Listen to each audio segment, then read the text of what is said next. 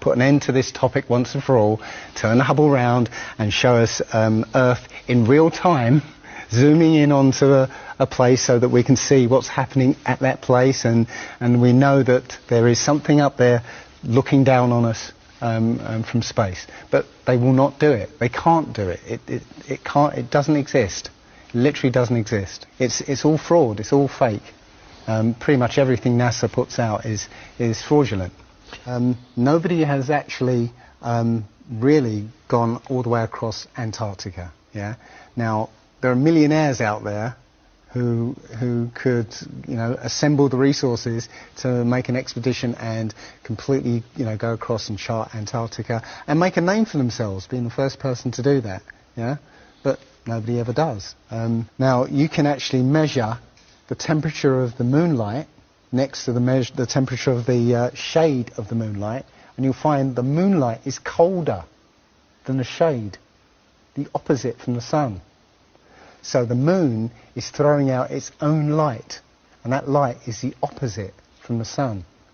Now, that tells you that it's not reflecting the sun's light. It's producing its own, and its light is different from the sun's. So, the scientific community have not told us this, because they won't tell us this, because it destroys this idea that the sun is lighting up the moon. The other thing that's about the spinning Earth is looking at the stars. Now, directly above the axis of spin is the pole star, Polaris, directly over the North Pole. And we're told that the reason that all the stars spin around the North Star is because the Earth is spinning at 1,000 miles an hour. Seems to make sense, because if you put a long exposure camera pointing at the North Star, you'll see the stars will make perfect circles around, perfect star trails. The only problem is the Earth is also orbiting the sun at 67,000 miles an hour. The sun is moving, dragging the Earth and all the planets up that way or that way at 600,000 miles an hour. So why do we see perfect circles? Because that's the slowest speed, that's slowest motion in that mix. And yet the Earth is moving 67 times faster that way and 600 times faster that way. So you should see the stars do all sorts of strange motions, but you don't. You only see them make these perfect circles. That tells me that it's the stars that are moving, not the Earth. If a pilot is flying around the curve of the Earth, then he should be dipping the nose down. Every 5 minutes he should be dipping the nose down to stay around the curve. But the thing that really got me interested was, as you say, the gyroscope. In a plane there is an artificial horizon, and it's based on a gyroscope. And if you spin a gyroscope on a surface, it will want to stay upright. You can twist and tilt the surface as much as you like. The gyroscope will stay upright. So if a plane has a gyroscope and it starts following the curve of the Earth, the gyroscope would stay upright, which means the artificial horizon will start to roll backwards. But it doesn't. That's absolute proof that a plane flies over a flat surface rather than a curved one. Because I asked the pilot on my last flight, do you ever notice the artificial horizon rolling backwards? He said, no, but the artificial horizon has complex electronics in it to make sure it knows where it is on the Earth and it compensates. But I went to the manufacturer of the artificial horizon, and they confirmed to me that it's completely mechanical, nothing electronic in it whatsoever. So it's literally just a gyroscope that can freely move. So that right there is proof to me that planes fly over a plane. The problem is that we're taught as children, this ball Earth lie, And, you know, you might ask as a child, you know, what about the people in Australia? You know, they're standing on the bottom of the globe, won't they fall off? And your teacher says, no, gravity. And you go, oh, okay. And you never go back to that question. But when you go back to it as an adult and start looking at it with a critical eye, right, the whole thing falls apart. As you say, the globe is spinning at 1,000 miles an hour. Neil deGrasse Tyson, who's a leading astronomer in America, tells us that the Earth is not a perfect circle, it is actually an oblate spheroid, it's squashed, and wider at the equator. Yeah? So, Znači, po-stesnet je na polovite, a po-širok je na ekvatorot. Exactly. So my question to him would be, why is there land at the equator? Because water will move more readily than rock. So if the Earth is spinning, the water will be collected at the equator. I mean, if you spin a wet tennis ball, okay, you spin a wet tennis ball, the water shoots off at the equator, essentially. So all the water will be gathered around the equator. So why is there land at the equator? Doesn't make any sense. It seems like Admiral Byrd found the edge of the dome, okay, while he was out there. And as soon as he left there, they started firing missiles straight up, I believe, to try and test how far that dome went. If you watch the trajectory of the space shuttle, it doesn't go straight up. It always goes in a curve and out to sea. Yeah, and if you see it... Why is that? Well, because is it normal to go straight up? As fast as he can to go out of the atmosphere? I've been talking to a few people in sort of the scientific community, and they'll say, no, straight up isn't the right way to go. You have to sort of go sort of around the curve and get speed to get into orbit. But still, the point is that they actually go horizontal. The space shuttle goes horizontal. It never goes any further up. It goes horizontal, very, very low down in the atmosphere, because it drops its external tank while it's still in the atmosphere. So, you know, it's still in the atmosphere while it's horizontal, so it never gets any higher. And it goes out of sight, not because it goes too high, because it goes too far downrange. And it seems that nobody's ever on the space shuttle. And the proof of that is the Challenger disaster. In, I believe it's 1986, the Challenger exploded just after takeoff and killed 7 astronauts. But it turns out that 6 of the astronauts are still alive. And most of them are using their original names. And you can find pictures of them. They're using the same names, and they're doing ordinary jobs now.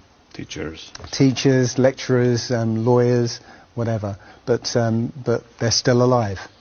And you can see whenever the space shuttle lands, you can hear it. It's a loud jet engine. You watch any video of the space shuttle landing, you can tell it's a jet engine. It's a jet-powered aircraft. That's it. It's not a glider. In my video, I show you a glider, how that seems, and then I show you the space shuttle, and yeah, it's not a glider. It's an aircraft, and that's what they're fooling us. Taking billions of dollars in and giving us images and fake planes for that 10 billion, you know, however many billions of dollars it is.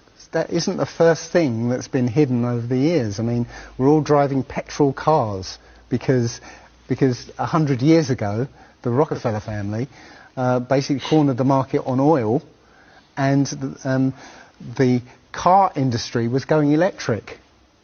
So, you know, all cars would have been electric from the get-go, but they basically forced everybody to use petrol cars, and they've hidden this secret, and literally, you know, we could be running around in electric cars that have unlimited mileage by now, but we're still using these 100-year-old machines, dirty machines, because of a secret that's been kept. It's easy. If everybody's been trained into believing that this is real, right, and there's space, and it's within our interest to explore space and go to the moon, go to Mars. Yeah, people will pay for it, and they're making billions.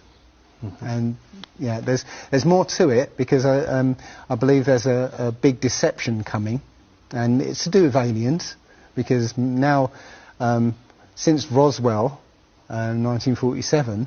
That was the first time anybody had ever understood the idea of aliens. But since then, we've been bombarded with science fiction and the idea of aliens. And most people believe there are aliens out there.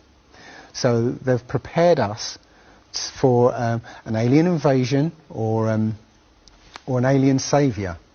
And I think the flat Earth came along at the right moment to educate people, to make people believe or understand that we've been lied to.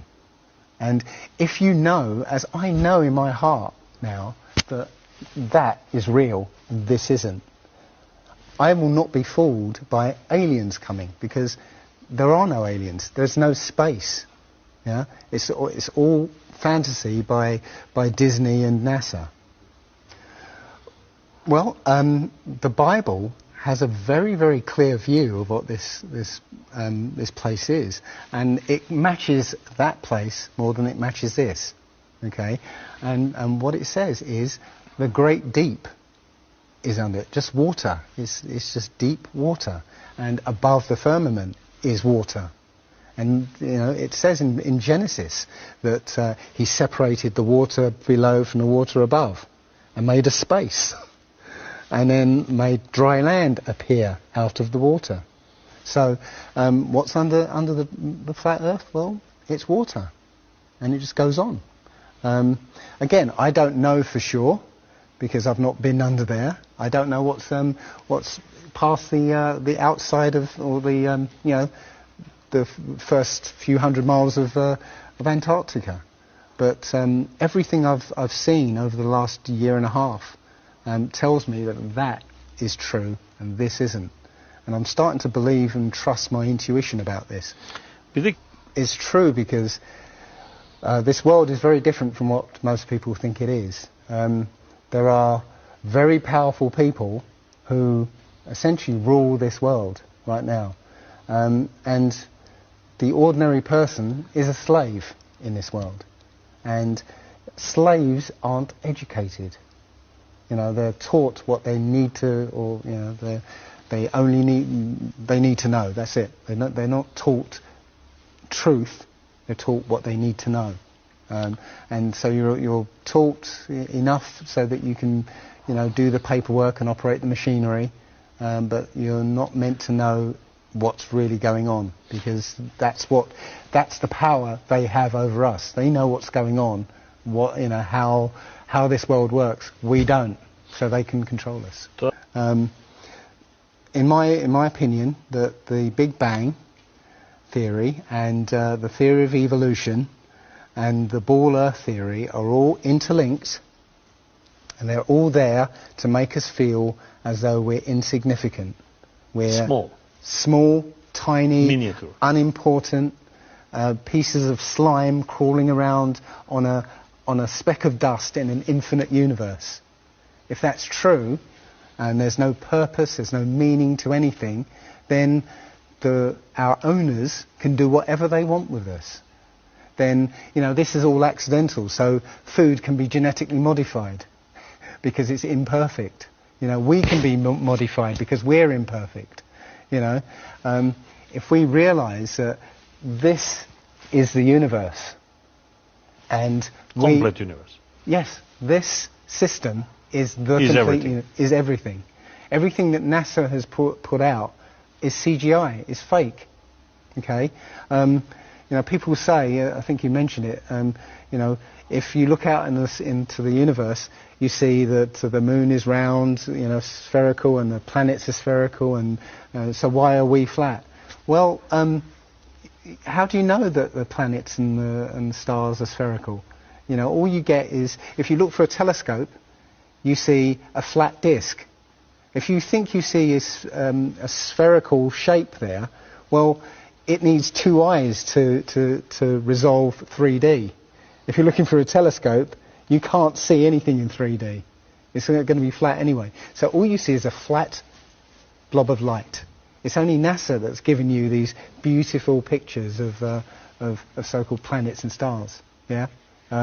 So it's a fallacy to say, well, everything else out there is spherical, so we must be. You know, how this is special.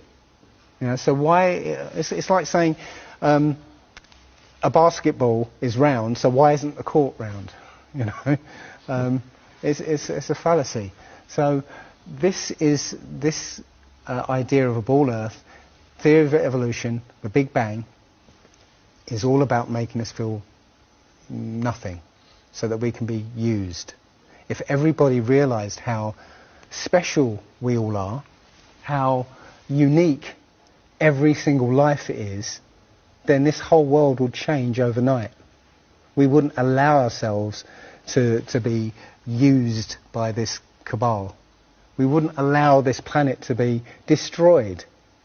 Because they're destroying it because, oh, it's just an accidental planet, one of millions. We've found other Earths, you know. Eventually, if this one gets too messed up, we'll go to another one.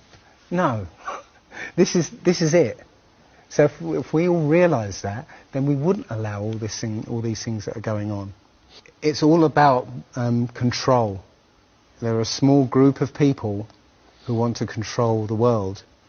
And because there's so many of us out there, you know, they can't control us directly. They can't, you know, this small group of people can't, you know, come round to all of us and control us directly. So they must use our own minds, our own hearts and minds against ourselves. And this is what they've done. They've educated us into this world, into this globe spinning, you know, heliocentric Big Bang evolution world, which makes us nothing. And as soon as we change that, this is amazing, because when I first started looking, it was about 1.5 years ago, I looked on YouTube and there were maybe about 100 videos, not even that probably, and nobody was talking about it, right? And then over 2015, it exploded. There are thousands and thousands and thousands of people looking at Flat Earth now. And what happens is that you'll watch something or read something, and something will strike a chord in your mind, and you'll think, yeah, I've always wondered that. And what will happen is you will start feverishly researching. I mean, what happened to me was, as soon as I got that, I spent every waking hour looking for things and testing things, and this seems to be replicated with thousands of people around the world who suddenly come into this. They start, you know, researching and getting a passion for this, because this is what I think, it's the truth, and we recognise the truth when we hear it, and we feel it, and this I believe has come at the exact right time, so that we awaken to what's going on in the world. Nothing else, you know, 9/11 even hasn't awoken people, right, to this extent. You know, for me, I've been an atheist for 40 years. From the age of 13, you know, I didn't want anything to do with God and Bibles and whatever and religions. And now I know for a fact there is a creator. There are only two possibilities. Either there is a God or there isn't. And both of them are terrifying. Yeah. If there isn't a God, then nobody's in control. We're hurtling through space, and there's no plan, and there's no nothing, and you know, that's terrifying. If there is a God, then we'd better find out who he is and what he wants and do exactly what he says.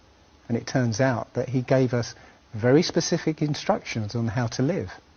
And they're not rules as in, you know, laws that that you must follow because or put you in prison if you don't.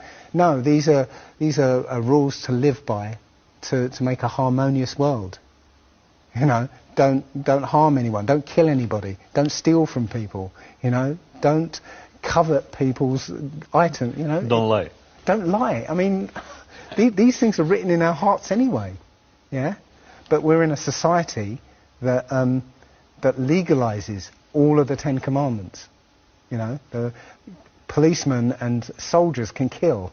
They're allowed to kill. Yeah? Politicians can lie. They can lie. They're lying all the time. They're lying all the time. Police have been told that they are allowed to lie to try and get to catch somebody. Yeah, they're allowed to lie. Everything in the 10 Commandments is legalized in this society. That tells you who runs this society. Yeah. So yeah, this is a profound movement. I don't like using the word movement, but it's a profound shift in consciousness for people because. And like any other topic that's come out in the last few years, this one has made people realise that they've been lied